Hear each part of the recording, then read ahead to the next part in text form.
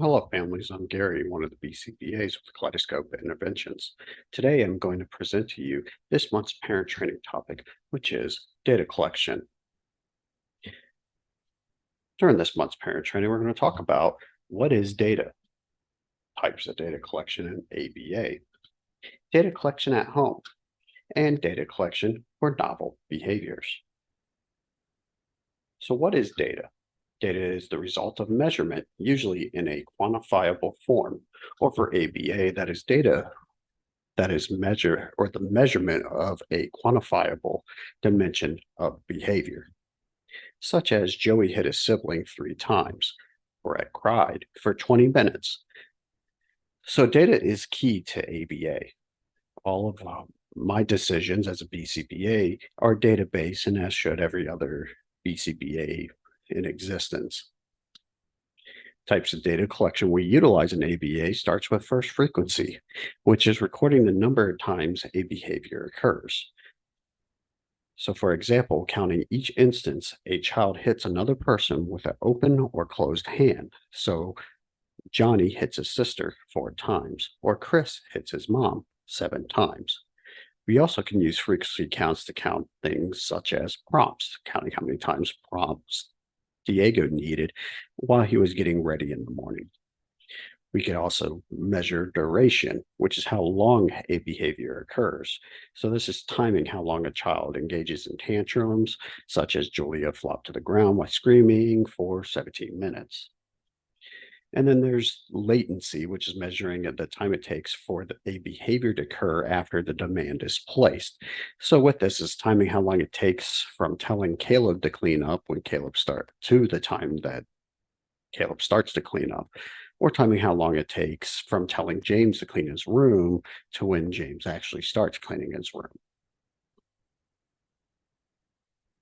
Also in ABA, we utilize ABC data collection. This is where you're recording the antecedent, the behavior, and the consequence. The antecedent, which is what happens immediately prior to the behavior occurring, such as Johnny, Johnny's mom told him it's time to clean up. Then the behavior, which is just as it says, the specific behavior that occurred. Johnny threw his toys across the room. And then there's the consequence, which is what happened immediately following the behavior. Johnny's mom placed him in a timeout. So ABC data collection is extremely helpful to determine why a specific behavior is occurring. So at home, let's talk about some different, or at least a couple specific data collection methods. One in particular that all parents should pretty much be familiar with, and that is ABC data collection. The Ruby Manual for Parent Training, which is a guidebook I utilize to guide how I conduct parent training, and it's sort of a curriculum for parent training. It starts off, very first step, with ABC data collection. Parents record what happened immediately prior to the behavior occurring, such as you told Johnny time to put the iPad away.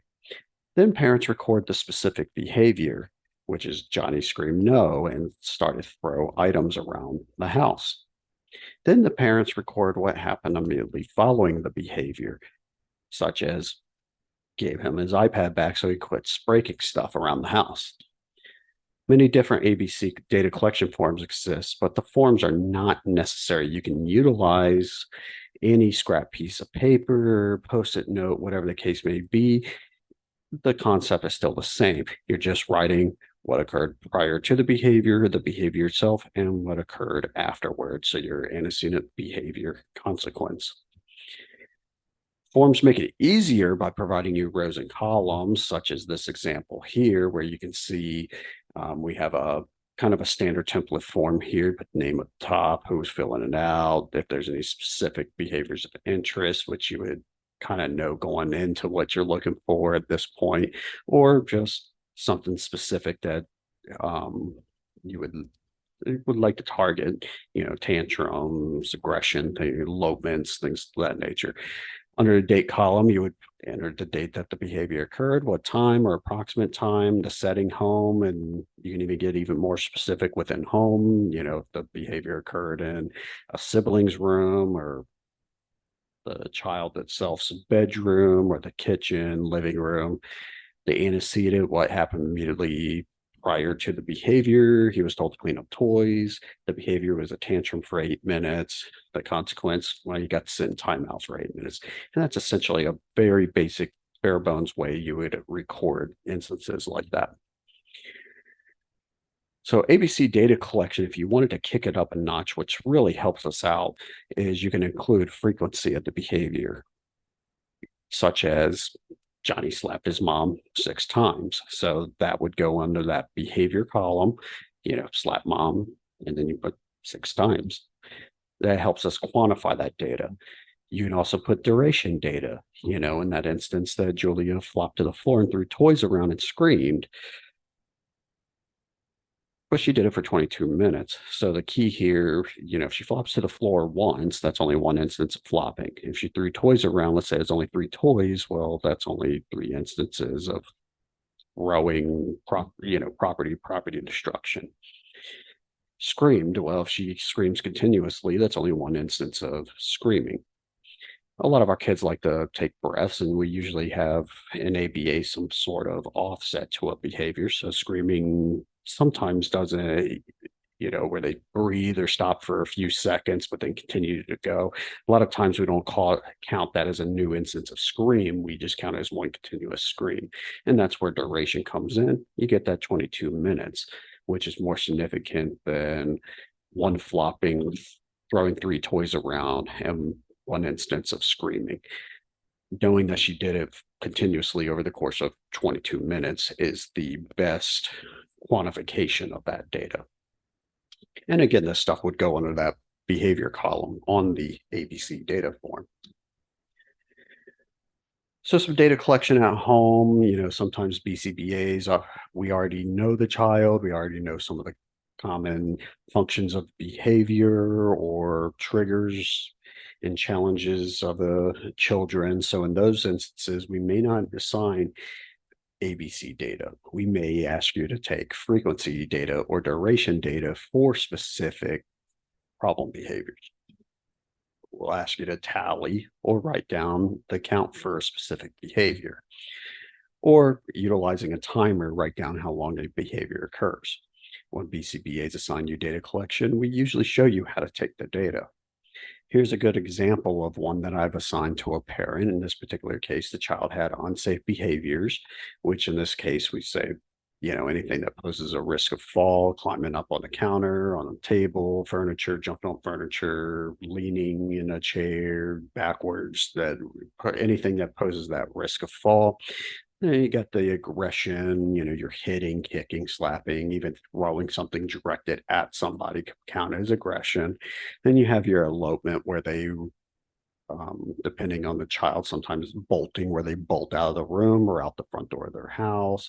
Or you get children that do kind of the wandering type elopement where they just kind of wanders. You can imagine being in pick a store, Publix or wherever, and if you're not actively holding the child's hand, they just kind of wander around. And if you stop to look at something and turn back around, hey, where did the kid go? That's could also be an elopement. But to give you an idea, those are the 3 target behaviors.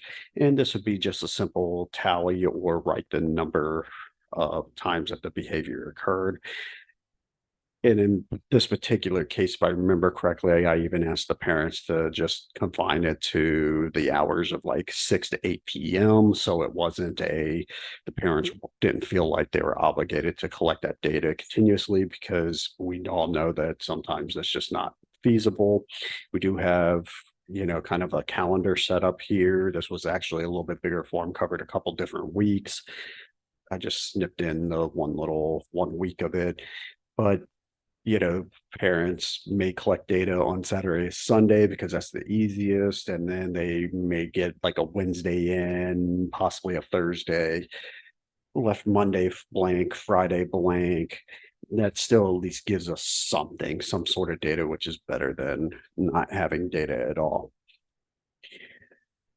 Some other data collection at home, we're going to change gears a little bit from more of the traditional problem behaviors, but there could be something specific such as nocturnal enuresis.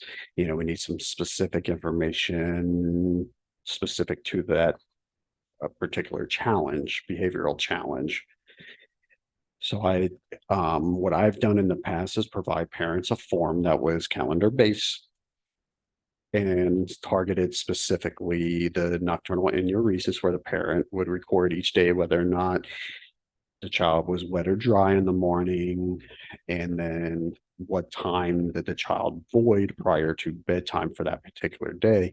And that gave me at least a starting point to look at any kind of trends that would um, occur. Another example of kind of targeted type data collection that parents may be asked is potty training.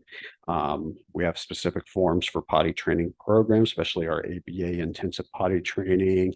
The parents record each time the child sits on the potty, whether or not a void occurs. They also have to record accidents in that process. So here's a good example of the nocturnal enuresis data collection where you have the wet, dry in the morning, time of last bathroom trip before bedtime. I do believe this form was eventually expanded to, we actually started taking data on at specific points in time throughout the night that was convenient to the family with the family dynamic that they had. Um, as to when they would check the child first thing in the mornings, which, say it was 5 a.m. Mom pops her head in, tells the child to wake up. It's time to get up, get ready for the day. We all know sometimes it takes a while for children to get moving in the mornings. Mom pop her head back in 10 minutes. And the first time she popped her head in, the child was dry. This next time she popped her head in, the child was wet. Now we know it's occurring right at that initial wake up, which we were able to make a modification there of when the child's initially waking up, they're immediately taken to the bathroom, which kind of corrected that situation. So let's say you have a novel behavior going on, something you haven't talked about with your BCBA, or let's say you're a puzzle box family, but you're not actively receiving ABA services through Kaleidoscope interventions or an outside ABA provider, and you would like to just get some general advice about a specific behavior you're seeing at home. The best thing to do is record the ABC data and bring it to the BCBA. We can't really help you unless we have data because you would be, we're database kind of analysts. That's sort of in our title, analyst, and the analysts need data. It would best to bring some ABC data, record the data for a couple weeks so you can capture, instead of just one day, one time that it occurred, did it occur multiple times over the course of a week or two? Record that as much detail as you can in the ABC data would help us, try to quantify that data so we know how much it's occurring, how much of an issue it is. Because if over the course of 2 weeks you only record one time that the kid had, let's say it was a tantrum, the kid engaged in a tantrum, then, is that as big of a issue as say, you get a child that, you know, engages in inappropriate language, swearing, cussing, however you want to refer to it, and they're doing it multiple times a day. You kind of want to have that and show that to us. Just a little hint here, and I probably should have defined this a little bit better earlier in the slideshow. If a behavior occurs for a short amount of time, it's probably better to do frequency data. So, for instance, if you're recording data on a child engaging in aggression, open hand slapping, 3 instances of open hand slapping only takes a second, maybe two, but it's relatively short amount of time. So in that instance, you probably don't need duration. You record that, hey, you hit me 3 times. But let's say you get a situation where, as I explained earlier, I believe in one of the scenarios where the little girl flopped to the ground, one instance of flopping, three instances of throwing toys and screaming versus tantrum behavior, or engage in those three behaviors, but engaged in it in 22 minutes versus, you know, five instances of overall behavior. It's kind of a different story there that tells us the severity of what we have going on. So let's say you would like a ABC data form. Come find a BCBA, ask us. You may even ask the staff at pickup and drop off at your respective centers. They may be able to bring one out to you or have one ready, for the next, say you say a pickup, hey, can I get an ABC data form? We'll have it in your child's backpack or whatever the case may be at drop for pickup versus drop off. We also have digital copies that could be emailed to you if you prefer. Some parents prefer to have it on through email where they can type it in and then just email it to the BCBAs. If you are a Kaleidoscope client, typically our clients have a communication log that's sent home each day with the client in their book bag or whatever bag they bring to school or to the center. And when you have that, you write the data in or request uh, write the data in there. You can write your ABC data actually in the communication log, and then we have it. And then as it occurs, if you record it on Monday, then you record it again on Wednesday, and then you record it again on Friday. Do the same thing the next week. Now I have 2 weeks worth of some history going on, and that would be a good way to communicate with us. Or you can also write in the communication log, hey, I would like to have an ABC data form. I'll probably grab one, toss it in the book, and that way you would have that for when you're at home. So with that, we're going to get into our parent training questions for this training session. We're going to start off with a scenario and then 3 identifiable questions following that. Scenario: Caleb was sitting on the couch watching a video on his iPad. His mom said to him, "Dinner time. Put down the iPad and come to the table." Caleb put his iPad down and sat at the table. Caleb's mom put his plate in front of him. Caleb eloped from the table towards the iPad. His mom blocked his path to the iPad and made him return to the table. All right, so in this scenario, I would like you to answer what is the antecedent, what is the behavior, and what is the consequence. Now, with those 3 scenario questions there, be sure to write your answers and turn it into your respective centers so your participation can be documented. So if you have any specific questions about data collection or like a data collection form, please ask the BCBA at your location. Also, in reference to your parent training questions, if you're confused by the scenario, aren't able to pick out the specific antecedent behavior or consequence, or would like to find out if your answers were correct, you can just, simply ask us. We'll look at it and can even discuss it with you to whether or not you're correct, and even give you some other scenarios to help you out if you're still confused with picking out the ABC data. So with that, if you don't have any questions, you guys have a good rest of your day.